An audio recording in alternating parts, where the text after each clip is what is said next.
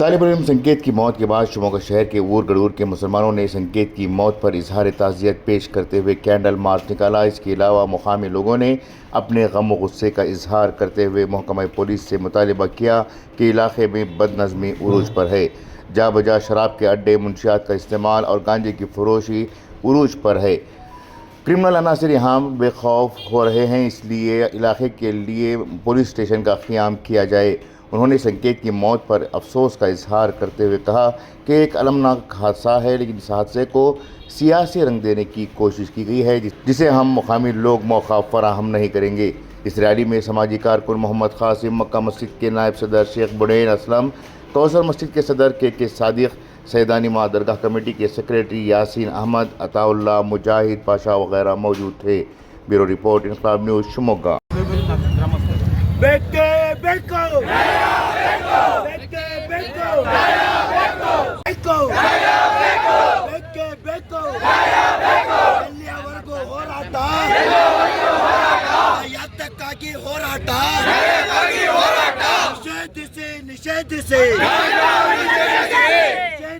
ನಿಷೇಧಿಸಿ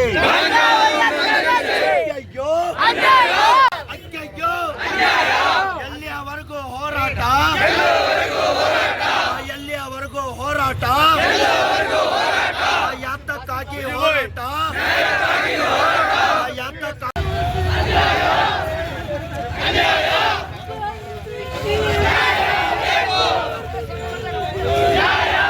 ನಿಷೇಧಿಸಿ ಮನವಿ ಕೊಡ್ತಾ ಇದ್ದಾರೆ. ಕ್ರಮ ಕಾಸಿಂ ಓದಬೇಕು.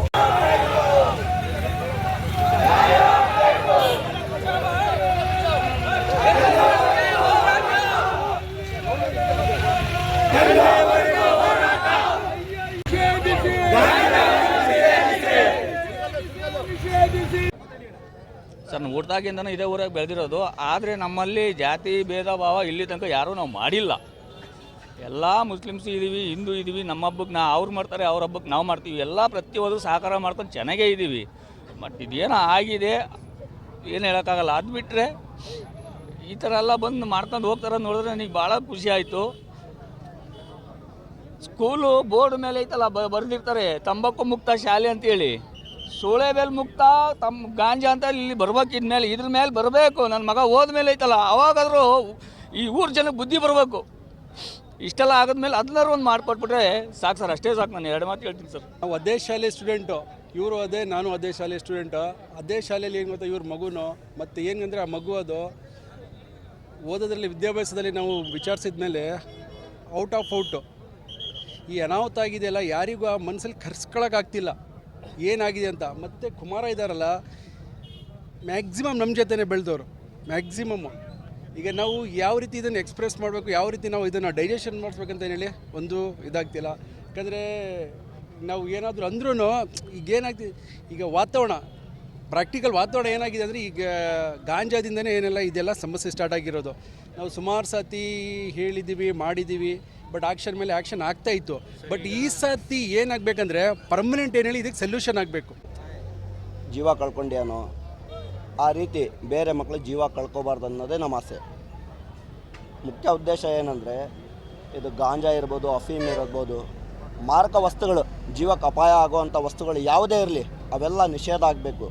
ಸೊ ಅದರಿಗೋಸ್ಕರ ನಾನು ನಿಮ್ಮ ಮಾಧ್ಯಮದ ಮುಖಾಂತರ ಗೃಹ ಸಚಿವರಿಗಾಗಲಿ, ಸರ್ಕಾರಕ್ಕಾಗಲಿ, ಮಾನ್ಯ ಮುಖ್ಯಮಂತ್ರಿಗಳಿಗಾಗಲಿ, ಪೊಲೀಸ್ ಇಲಾಖೆಗಾಗಲಿ, ಜಿಲ್ಲಾ ಅಧಿಕಾರಿಗಾಗಲಿ, ಜಿಲ್ಲಾ ರಕ್ಷಣಾ ಅಧಿಕಾರಿಗಳಿಗಾಗಲಿ ನಾನು ಇಡೀ ನಮ್ಮ ವಾರ್ಡಿನ ಪರವಾಗಿ, ಎಲ್ಲ ಧರ್ಮದವರ ಪರವಾಗಿ ಒತ್ತಾಯ ಮಾಡ್ತಾಯಿದ್ದೀನಿ. ದಯಮಾಡಿ ಗಾಂಜಾ ಮುಕ್ತ ವಾರ್ಡನ್ನು ಮಾಡಿ.